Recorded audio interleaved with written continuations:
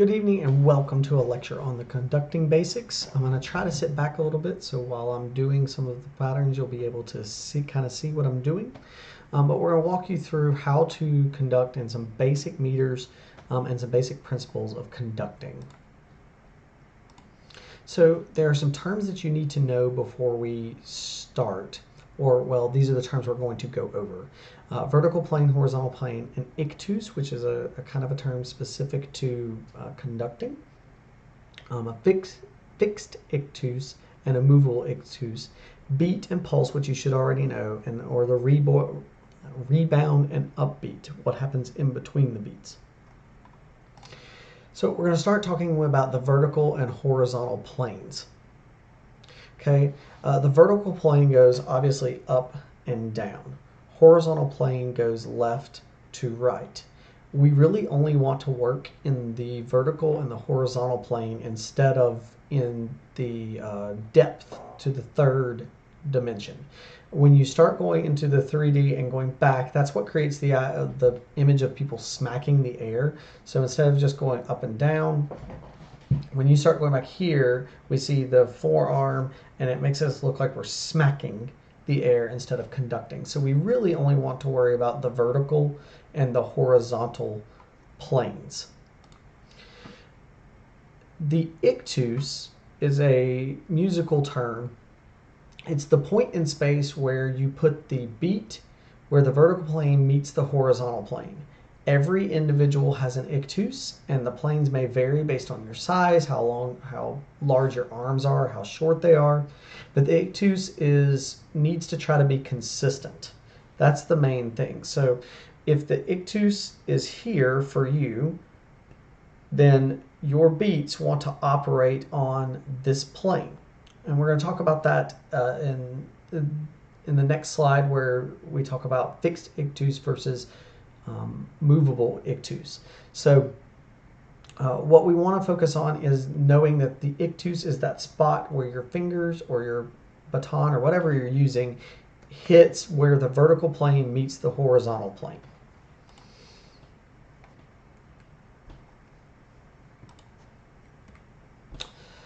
The beat is the pulse that we feel. Your fingers when you're conducting and your hands are going to hit your ictus on the beat. That should be the goal. The upbeat is the end of the beat. It's what happens in between. We talk about the upbeat in terms of rebound. So what happens after you hit on beat 1 and then you rebound in a specific direction depending on what beat you're going to next. We also talk about rebound in terms of pulling away from the beat. But both of those terms will kind of be interchangeable. You'll see me say rebound or pull away, the upbeat and the beat, as long as we are all on the same page. For a fixed ictus, what that means is that the ictus never moves. Whether you are conducting 4/4, 3/4, 2/4, 6/8, any pattern, a fixed ictus means that the ictus does not move. It all is in the same exact spot. The beat comes to the same place every time. It's very clear for large patterns. It works well for marches, other kind of static styles. It's a kind of drum major-ish style of conducting. It works well when the group that you're conducting is working on tougher syncopated rhythms where they need to feel all the parts of the beat as we're conducting. It's a little harder to do slow, pretty, lyrical things with a fixed ictus. In 4/4 time, there's a diagram there, and I also put up text directions if you're a text person who wants to read and comprehend. In 4/4 time, in the diagram, beat 1 is in red, beat 2 is in blue, beat 3 is in green, and beat 4 is in purple. So for beat 1, you're going straight up and down. For beat 2, you're going down and in. For beat 3, you're going from the in position down and out. And then beat 4, the purple, you're going from the out position down and up.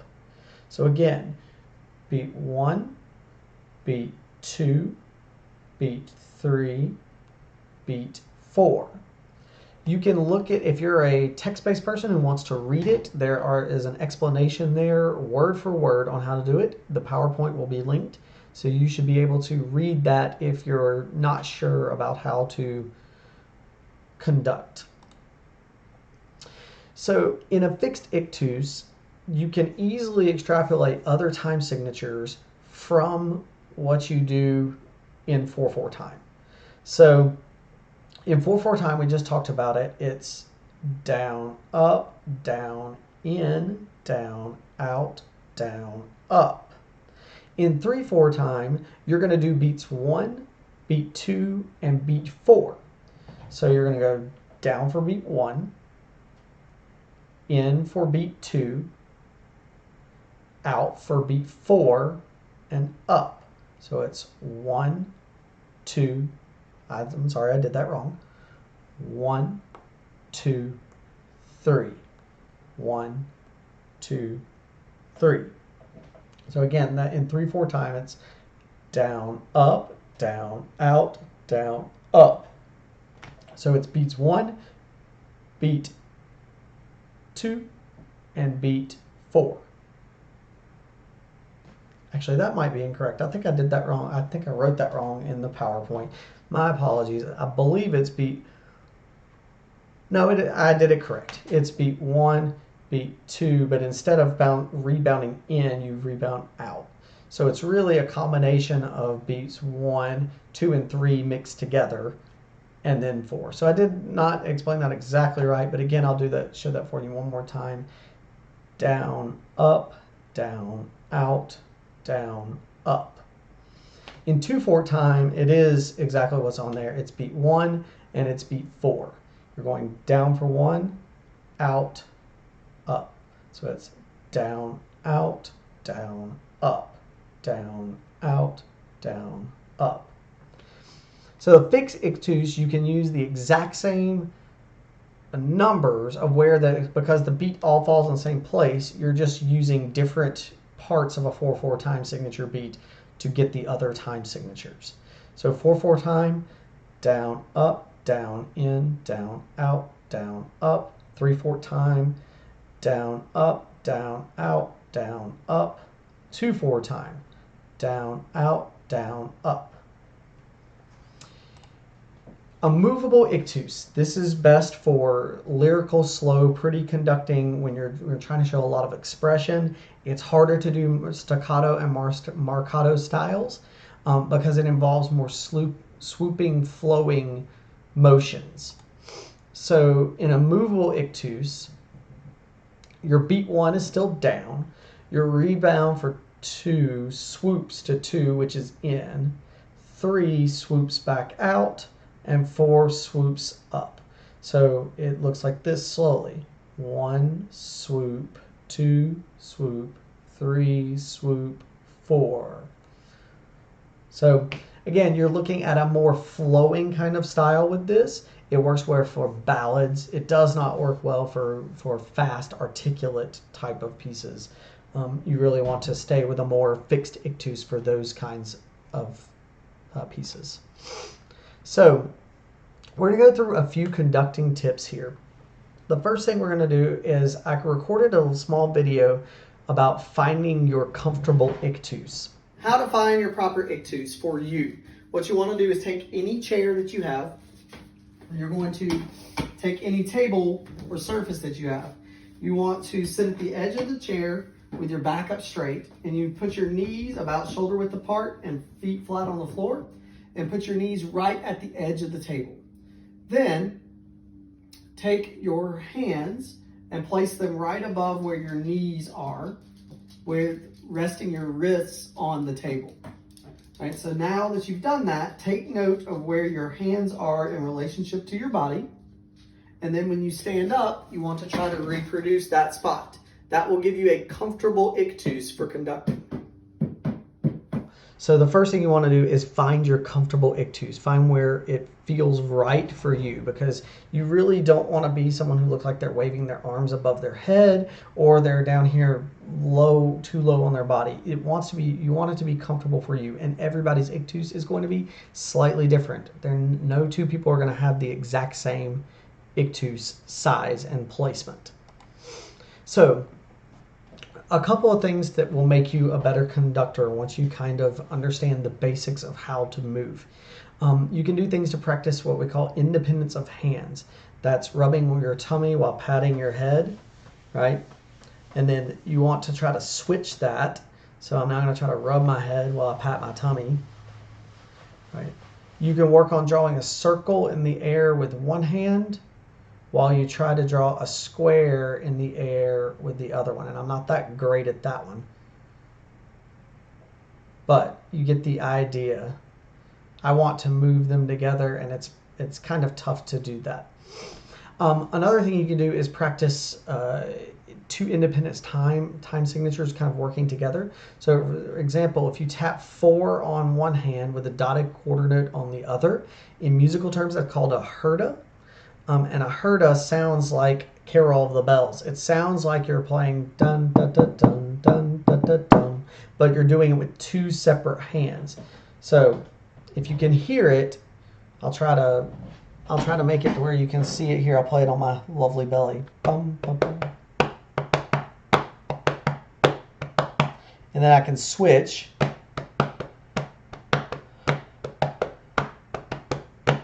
So that's a good way to practice independence of hands. So a lot of people talk about how to hold the fingers. There are a couple of schools of thought on it. I tend to hold my fingers in a circular shape with my fingers together. So you're making a circle out of your index finger and thumb. There are some other people who conduct with their hands flat. The one thing you want to avoid, though, is making a claw and having your hands spread, because that gives people too many points in space to look at. So you either want to be here or you want to be here, and really not much in between. Avoid making the claw. We talked about this earlier, but you want to avoid going into the depth dimension, going back.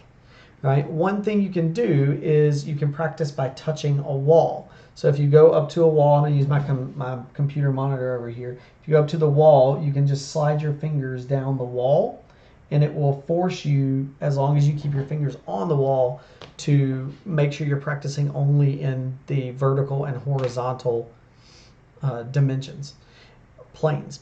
You can also put tape on the wall in patterns. So when I first started learning how to conduct when I was in high school, my band director had me put tape on the wall sitting at a desk. So it forced me to have an ictus that was at the right level for me. And then I followed the tape patterns on the wall over and over again until I got it just ingrained in my head. You can practice conducting with weights in your hand. Canned food also works. You want to try to build up your muscle strength if you're going to be conducting often. It can be tiring, especially over the course of a season. If you're doing like a whole marching band season, a show, a whole night of conducting can be very taxing on the arms. Strength does matter. However, push-ups don't necessarily help because it uses your muscles in different ways. So one of the things you can do is take something heavy, a canned food or a small weight, and conduct with that in your arms, and it will build up that muscle in the right way for you to not get tired when you're conducting for long amounts of time. For legato, slow, pretty conducting, one of the things you want to do is imagine that your hand is a paintbrush on the wall. So you imagine that your fingertips are the bristles. And what this allows you to do is allows you to lead with your wrist for a smoother feel. So if you lead with your wrist and imagine that your fingertips are a paintbrush on a canvas or on a wall, it will allow you to have a much smoother feel. One thing you can do is to practice hand position. You can put a large coin or a washer, poker chip, on the back of your hand and try not to let it fall off. Heavier items work better. I have this little Assassin's Creed coin that I've got in something or another. I don't remember. But if you put that on the back of your hand and then focus on the conducting pattern without trying to drop it, it will force you to keep the hand nice and level while you're conducting. You can conduct with the metronome at various tempos, or you can conduct to songs on the radio, even pop songs. Driving in your car, if you really want to become a solid conductor, conduct with the music in your car while you're driving along. Nobody's going to see you. It's not going to matter.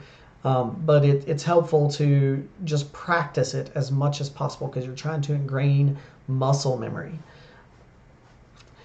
One thing we talked about this already, we talked about putting tape on a wall, but you can practice at a table to make sure your ictus is level and consistent. So you're conducting and letting your fingertips tap the table for each beat. Last thing you need to know or think about is that less is more. Simple is more effective than large, complex motion. The goal of the conductor is to show interpretation of the music for the players. It's not about you, it's about them. So if you're working on and learning how to conduct, you want to keep that in mind, that simple is almost always better. So this has been a basic overview of conducting. There are things you can do beyond just the basics to take it to the next level. One of those things is adding cues. Those are visual aids to help players know when they're supposed to come in or exit with a release. I didn't really talk about that, but cues and releases kind of fall in the same category. One of the things that early conductors try to do when they're cueing is they have a tendency to point as a cue. They'll be conducting along and they'll throw a point at someone when it's their turn to play. That's a weak cue in general. A good cue would make eye contact with the player if it's a soloist or whatnot, and you want to try to treat your cues like an invitation to join the ensemble. So if you're conducting along this fast, 1, 2, 3, 4, 1, 2, 3, 4, and you want to cue someone to come in on beat 1, you could go 1, 2, 3, 4 point. That's not going to be very effective. They're not going to get that. Versus this kind of emotion, 1, 2, 3, 4, and if you see my hand, I'm now cupping it, bringing it in, lifting, and then showing the 1. If you make eye contact, that's much better and more effective cue than trying to point. You can also add dynamics to your conducting. The smaller the pattern is, the smaller the sound that you want out of the ensemble. Larger patterns are for larger sounds.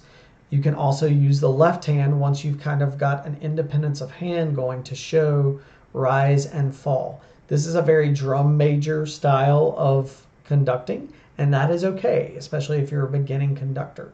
So typically speaking, if you're a left-handed person, I've seen some left-handed conductors, but it's not that common to have a left-handed conductor. Most people are going to conduct the beat with the right hand while adding expression and cues and other things with the left hand.